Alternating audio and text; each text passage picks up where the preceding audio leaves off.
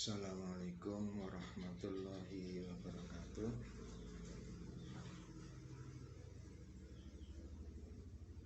Pada kesempatan ini saya akan membahas tentang pecahan ya, seperti kemarin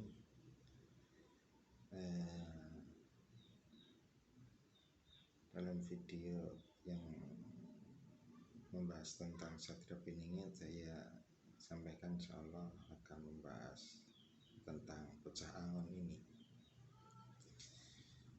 Konsep atau istilah pecah angon pertama kali muncul itu dari Sunan Kalijogo yang kita kenal dari tembang ler ilar.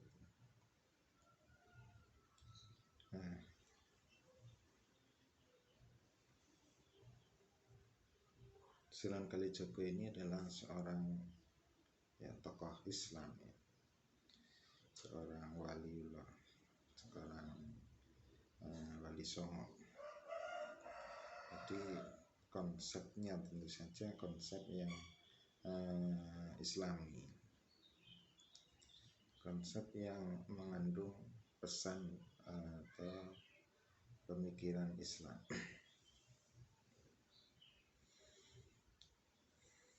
Nah, kalau dilihat dari kita menganalisa atau menghayati lagu ler iler itu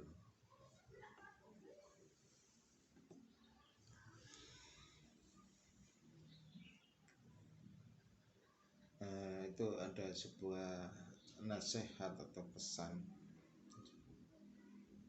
pada sosok bocah angon ini untuk memanjat belimbing. Belimbing itu sebuah buah yang mempunyai 5 sisi.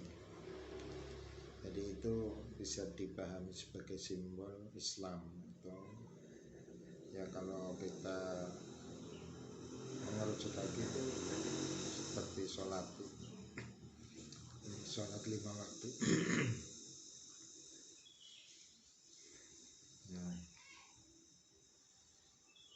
Jadi di dalam lagu lir ilir itu ada sebuah pesan untuk bocah angon untuk memanjat belimbing.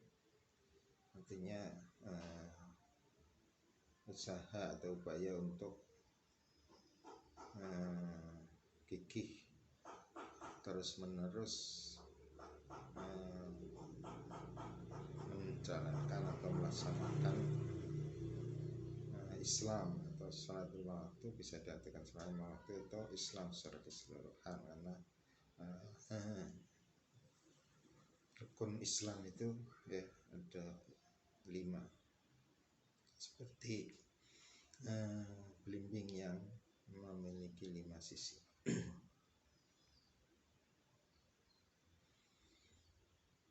Jadi sosok bocah angon ini adalah sosok yang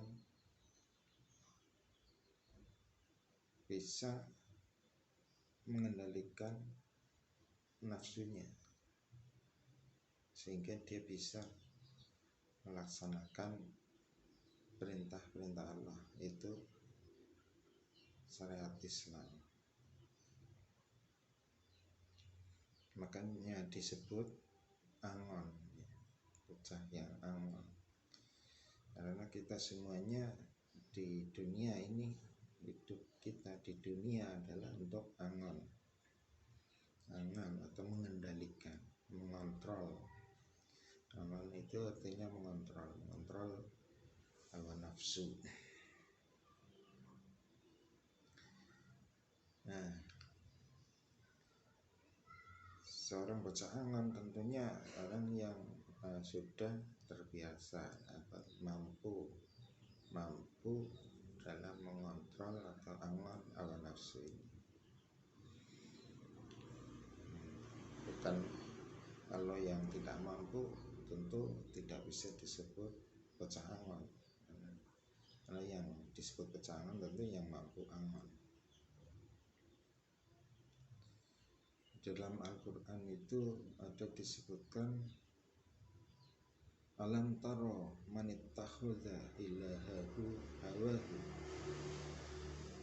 Tahukah kamu orang yang menjadikan hawa nafsunya sebagai Tuhannya? Nah, tentu di sini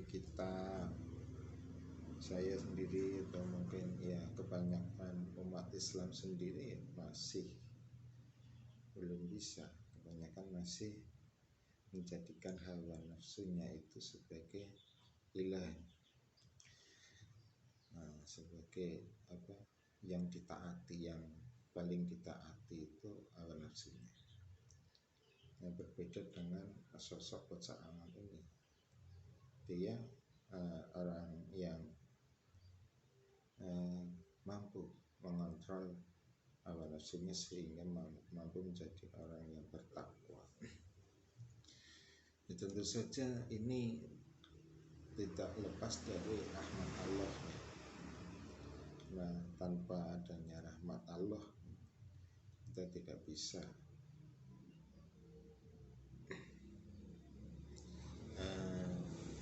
tidak mampu untuk senantiasa mengontrol hawa nafsu kita sendiri.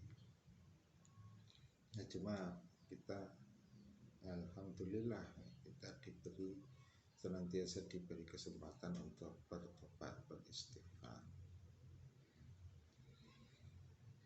Nah, itu dari sisi pemahaman tentang makna bocah Angon. Konsep awal yang dimunculkan oleh Sunan Kalijogo. Selanjutnya, kalau kita melihat ada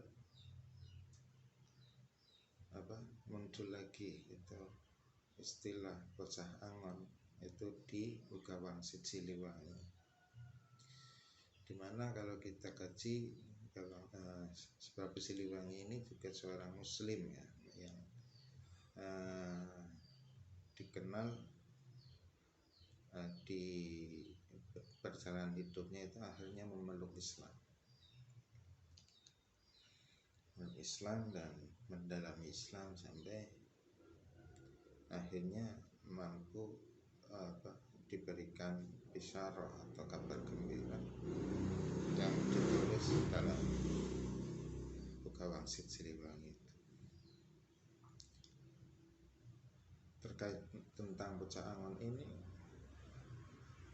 dalam Uga Wangsit Siliwangi itu ada pesan pada keturunan dari Prabu Siliwangi untuk mencari bocah Angon.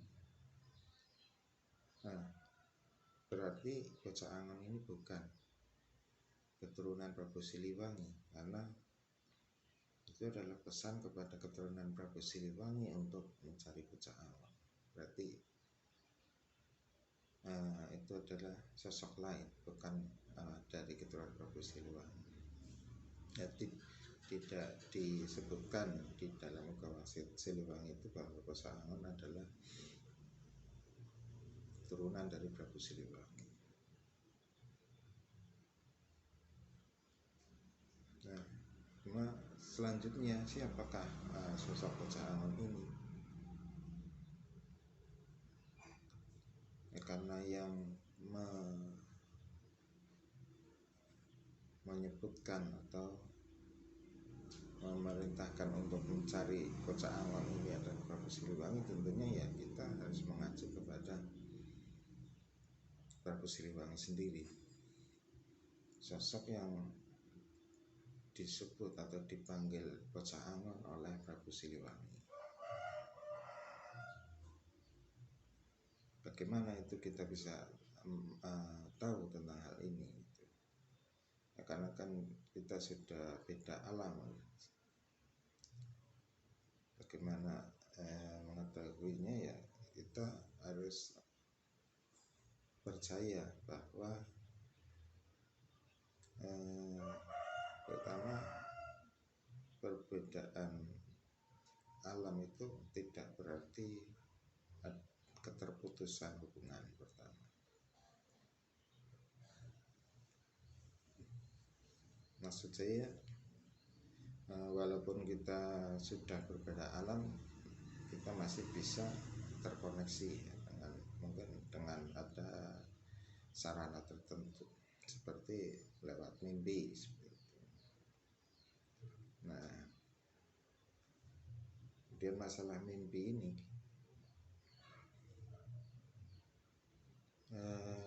bagi sebagian umat Islam mungkin masih menyepelekan, ya, menganggap cuma sebatas mimpi, bunga tidur. Tapi bagi sebagian yang lain mungkin sudah menyadari tentang pentingnya mimpi, terutama di akhir zaman ini. Dan sekarang juga sudah banyak yang membahas tentang mimpi di akhir zaman. Itu.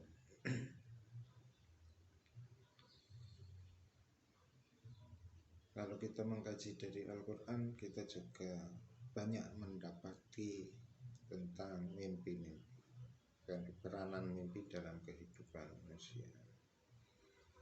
Seperti Nabi Yusuf itu diberi mimpi ketika masih kecil, yang kemudian menjadi kenyataan ketika sudah dewasa. Kemudian Nabi Ibrahim itu diperintahkan untuk berkorban, itu yang sekarang kita teruskan dari syiar Islam itu syariat berkorban, itu kan awalnya dari mimpi juga.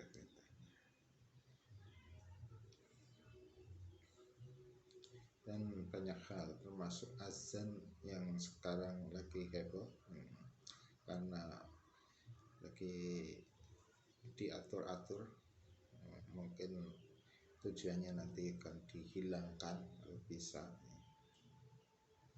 Itu azan awal mulanya juga perintah dari mimpi, petunjuk dari mimpi, kemudian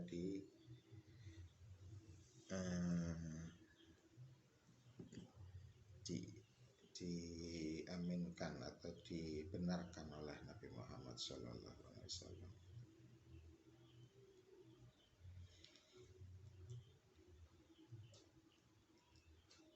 Nah, ternyata gini, orang yang sudah meninggal itu bisa datang ke dalam mimpi, atau orang yang sudah berada di alam lain itu bisa datang ke alam mimpi.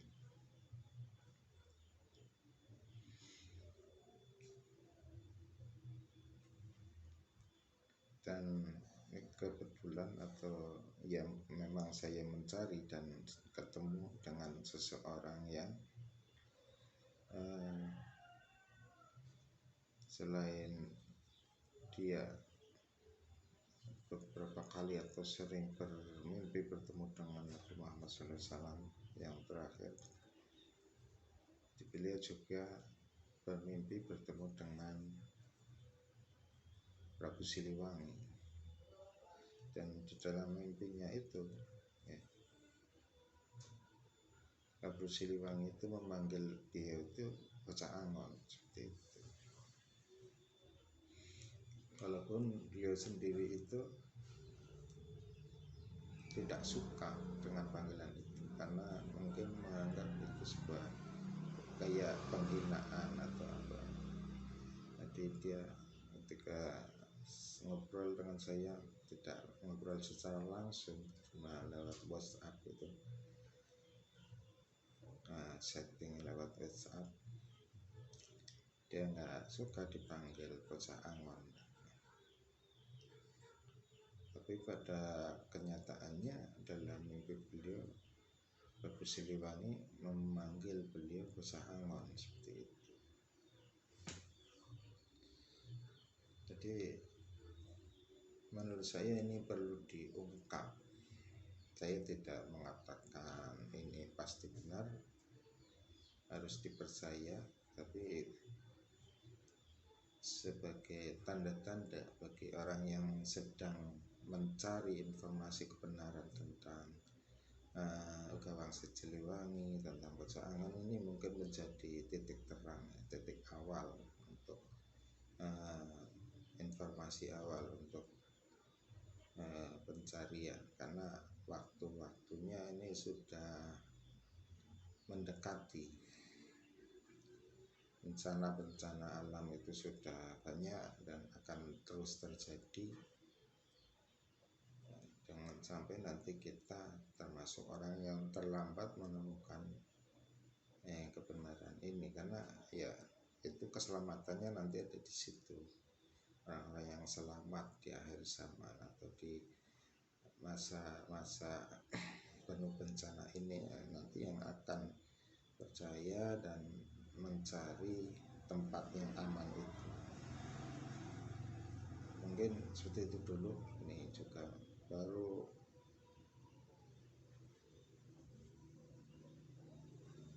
belajar untuk membuat video seperti ini. Terima kasih. Assalamualaikum.